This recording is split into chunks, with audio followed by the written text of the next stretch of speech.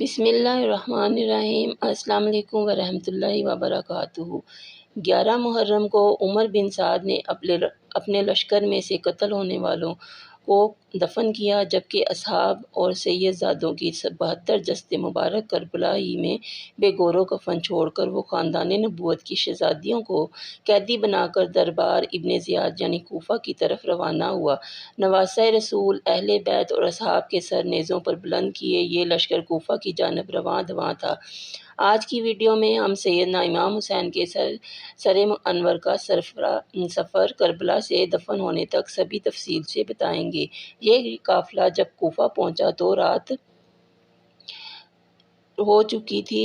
ابن سعد نے سیدنا امام حسین کا سر مبارک خولی کو دیا اور تلقین کی صبح یہ سر مبارک ابن زیاد کو پیش کرنا ہے۔ امام طبری روایت کرتے ہیں کہ رات کو سر مبارک خولی اپنے گھر لے گیا اور اس نے سر انور کو ایک برتن میں ڈھانپ دیا اور خود بیوی کے پاس چلا گیا۔ تھوڑی دیر بعد بیوی نے دیکھا اس کے صحن میں سے ایک برتن سے ایک نور کی روشنی نکل رہی ہے۔ بیوی نے جلدی سے برتن ہٹایا تو اس کی چیخیں نکل گئیں کہ یہ تو نواسۂ رسول ہیں۔ جیسے ہی برتن ہٹا تو وہ روشنی آسمان کی طرف اٹھنے لگی۔ خولی کی بیوی بہت ناراض ہوئی کہ یہ تم نے کیا کیا، تمہیں ذرا شرم نہ آئی ایسے کام کرنے میں؟ بعض روایات کے مطابق رات میں خولی کی بیوی نے دیکھا کہ سر مبارک سے نور کی شعاعیں نکل رہی ہیں اور آسمان تک جا رہی ہیں، اور یہ دیکھ کر وہ کانپ گئی۔ اس رات اس نے عجیب و غریب آوازیں بھی سنی اور خواب میں دیکھا کہ فرشتے امام حسین علیہ السلام کا سر مبارک لے کر جا رہے ہیں۔ کچھ روایات میں آتا ہے کہ اس کے گھر والوں پر خوف اور بے چینی طاری ہو گئی، حتیٰ کہ خولی بھی خوفزدہ ہو کر چیخ اٹھا۔ صبح اسیران کربلا اور نواسۂ رسول صلی اللہ علیہ وآلہ وسلم کے سر مبارک کو ابن زیاد کے دربار میں پیش کیا گیا۔ عبید اللہ ابن زیاد کی سیدہ حضرت زینب سے گفتگو اور آپ کے دیے جانے والے جوابات بھی تاریخی کتابوں میں نہایت پرسوز انداز میں لکھے گئے ہیں۔ حضرت زینب اور عبید اللہ کی باہمی گفتگو دربار میں موجود حاضرین پر نہایت پر اثر انداز ہوئی۔ تو ناظرین، کوفہ میں پھر دل چیر دینے والا واقعہ پیش آیا کہ جب عبید اللہ ابن زیاد کو سیدنا امام حسین کا سر انور پیش کیا گیا تو اس نے اپنے ہاتھ میں موجود چھڑی سے نواسۂ رسول کے ہونٹ کھولے اور دانت کریدنے لگا۔ وہاں موجود صحابی رسول زید بن ارقم چیخ اٹھے، کہنے لگے، اے ظالم، اس چھڑی کو ان ہونٹوں سے ہٹا لو۔ خدا کی قسم، ان ہونٹوں پر رسول اللہ کو بے شمار دفعہ بوسے دیتے ہوئے دیکھا ہے۔ عبید اللہ بولا، گستاخ، چپ کر، اگر تو پاگل بوڑھا نہ ہوتا تو آج میں تیری کھال اتروا دیتا۔ ابن زیاد نے سوچا کہیں لوگ یہاں زید کے ساتھ مل نہ جائیں، اس لیے اس نے قافلہ تیار کروایا اور شہداء کے سروں اور اسیران کربلا کو شمر اور طارق بن محفر کی سربراہی میں یزید کے محل یعنی شام کی طرف روانہ کر دیا۔ اب جہاں جہاں سے یہ قافلہ گزرتا لوگ پوچھ رہے تھے یہ کس کا سر انور ہے اور یہ بیبیاں کون ہیں؟ جس کو بھی یہ معلوم ہو کہ یہ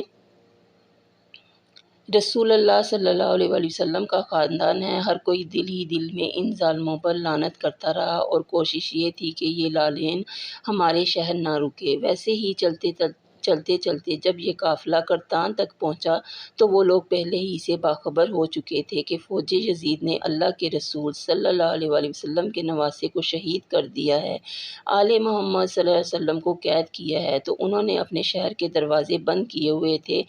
قافلہ شہر کے باہر رک گیا اور درخت کے سائے میں شمر کے سپاہی سونے لگے۔ جب رات ہونے لگی تو ایک راہب قریب آتا ہے اور دیکھتا ہے کہ ایک نورانی سر مبارک ہے جس پر آسمان سے فرشتے آ کے سلام کر رہے ہیں اور وہ سر قرآن پاک کی تلاوت کر رہا ہے۔ سبحان اللہ! جیسے ہی واپس اپنے گھر گیا پوری رات سوچتا رہا یہ کس مقدس ہستی کا سر ہے۔ بس فوراً صبح آ کے سپاہیوں سے پوچھنے لگا کہ یہ کس ہستی کا سر ہے۔ فوج یزید نے کہا یہ حسین ابن علی کا سر مبارک ہے۔ تو اس نے پوچھا کون حسین؟ اتنے میں شمر کہنے لگا حسین، فاطمہ کا بیٹا، محمد صلی اللہ علیہ وسلم کا نواسہ۔ وہ چیخ کر زمین پر بیٹھ گیا اور کہنے لگا یہ عورتیں کون ہیں؟ شمر کہنے لگا یہ رسول اللہ صلی اللہ علیہ وآلہ وسلم کی نواسیاں ہیں، بیٹیاں ہیں۔ اور وہ رو رو کے کہنے لگا، اے شمر، مجھے اس مقدس سر مبارک کو ایک رات کے لیے دے دو۔ شمر کہنے لگا، یہ قافلہ شام جا کے رکے گا کیونکہ ہمیں یزید سے بہت بڑا انعام ملنا ہے۔ تو ناظرین، یہ واقعہ محمد بن حبان تمیمی نے اپنی کتاب الثقات اور سیرہ میں بیان کیا ہے۔ پادری کہنے لگا، اے لوگو، مجھے 10,000 دینار میرے آباء و اجداد سے وراثت میں ملے ہیں۔ اگر میں 10,000 دینار تمہیں دے دوں تو کیا سر انور آج رات رکھنے کے لیے مجھے دو گے؟ یزیدیوں نے کہا، کیوں نہیں۔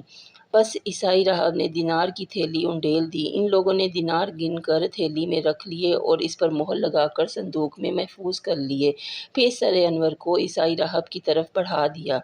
راہب نے نہایت تعظیم کے ساتھ سر انور لے کر اس کو غسل دیا اور اپنی گود میں رکھ کر رات بھر روتا رہا۔ پھر جب صبح کا وقت قریب ہوا تو کہا، اے سر انور، میں اپنے آپ پر ہی قابو رکھتا ہوں اور گواہی دیتا ہوں کہ اللہ تعالیٰ کے سوا کوئی معبود نہیں۔ آپ کے نانا حضرت محمد صلی اللہ علیہ وآلہ وسلم اللہ کے رسول ہیں۔ یہ کہہ کر مسلمان ہوا اور امام حسین کی غلامی میں شامل ہوا۔ پھر سر انور کو ان کے حوالے کیا۔ ان لوگوں نے سر انور دوبارہ صندوق میں رکھا اور روانہ ہو گئے۔ جب دمشق کے قریب پہنچے تو کہنے لگے، ہم 10,000 دینار آپس میں تقسیم کر لیتے ہیں، اگر یزید دیکھ لے گا تو ہم سے چھین لے گا۔ چنانچہ صندوق کو کھول کر دینار کی تھیلی جیسے ہی کھولی تو کیا دیکھتے ہیں کہ وہ دینار ٹھیکری بن چکے ہیں، اور اس وقت گلی کی ایک جانب سورہ ابراہیم کی یہ آیت لکھی ہوئی پائی۔ ترجمہ: ظالم جو کچھ کرتے ہیں اللہ تعالیٰ کو اس سے ہرگز بے خبر مت سمجھو۔ اور دوسری جانب سورہ شعراء کی یہ آیت لکھی دیکھی۔ ترجمہ: عنقریب ظلم کرنے والے جان لیں گے کہ وہ کیسی بری جگہ لوٹیں گے۔ یہ واقعہ دیکھ کر بعض لوگوں نے توبہ کی اور بعض اسی حال پر قائم رہے۔ تاریخ گواہ ہے کہ شام میں جب قافلہ پہنچا تو وہاں جشن کا سماں تھا۔ زہر بن قیس نے نمائندگی کرتے ہوئے واقعہ کربلا کی ساری تفصیل یزید کو سنائی۔ ایک سونے کے طشت میں حضرت امام حسین کے سر مبارک کو یزید کے سامنے پیش کیا گیا۔ یزید نے جب نواسۂ رسول صلی اللہ علیہ وسلم کے سر مبارک کی توہین کی تو وہاں موجود حاضرین نے اعتراض کیا، جس میں قابل ذکر یحییٰ بن حکم اور صحابی رسول حضرت ابو برزہ اسلمی تھے، جن کو یزید نے اپنے محل سے نکال دیا تھا۔ اس کے بعد دختر کا سیدہ کائنات حضرت زینب نے ایک تاریخ ساز خطبہ یزید کے دربار میں دیا، جس سے وہاں موجود لوگوں کے دل لرز اٹھے۔ یزید جب پشیمان ہوا تو اس نے قافلے کو آزاد کرتے ہوئے مدینے بھیج دیا۔ مدینے کے لوگوں کو واقعہ کربلا کی خبر مل چکی تھی۔ جیسے ہی قافلہ مدینے پہنچا تو وہاں قیامت برپا ہو گئی۔ حضرت امام زین العابدین کی نظر روضہ رسول صلی اللہ علیہ وآلہ وسلم پر پڑی تو آپ بس اتنا کہہ سکے، یا رسول اللہ صلی اللہ علیہ وآلہ وسلم، اپنے نواسے کا سلام قبول فرمائیں۔ بس اس کے بعد مدینے میں ایک نہ تھمنے والا آنسوؤں کا سیلاب آ گیا۔ اب آپ کو بتاتے ہیں کہ شیر خدا کے شیر حضرت امام حسین علیہ السلام کا سر مبارک کس نے اور کب دفن کیا۔ اس بارے میں 5 روایات ملتی ہیں۔ سب سے پہلی روایت علامہ قرطبی اور شاہ محدث دہلوی سے ہے کہ یزید نے اسیران کربلا اور سر انور کو مدینہ بھیجا، جہاں پر حضرت امام زین العابدین نے سر مبارک کو حضرت حسن یا حضرت سیدہ فاطمہ علیہ السلام کے پہلو میں دفن کیا۔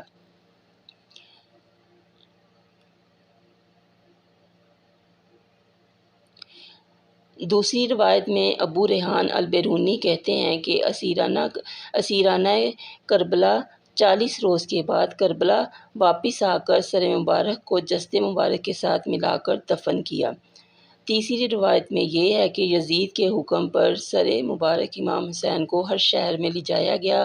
اسکلان پہنچا تو وہاں کے امیر نے اسے دفن کیا۔ چوتھی روایت میں یہ ہے کہ اسکلان میں جب فرنگیوں کی حکومت قائم ہوئی تو 548 ہجری میں طلحہ بن زریق نائب مصر نے اسکلان سے سر انور کو لیا اور مصر میں لے گیا اور وہاں اس نے مشہد حسینی بنوا دیا۔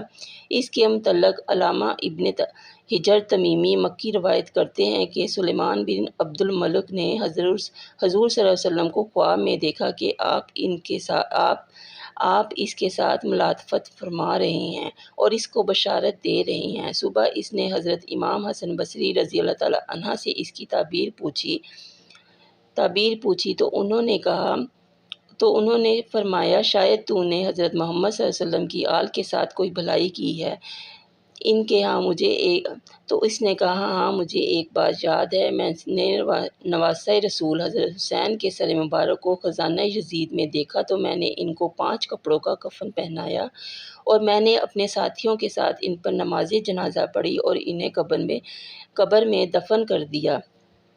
تو حسن بصری نے ان سے فرمایا یہی وجہ ہے کہ رسول کریم صلی اللہ علیہ وآلہ وسلم تجھ سے اظہار رضامندی فرمایا ہے، یعنی یہی تیرا کام حضور صلی اللہ علیہ وسلم کی رضامندی کا سبب ہوا ہے۔ آخری روایت یہ ہے کہ سلیمان بن عبد الملک کے بعد ان کے جانشین عمر بن عبد العزیز نے سر مبارک کو نکالا اور کربلا جا کر خود جسد مبارک کے ساتھ دفن کر دیا۔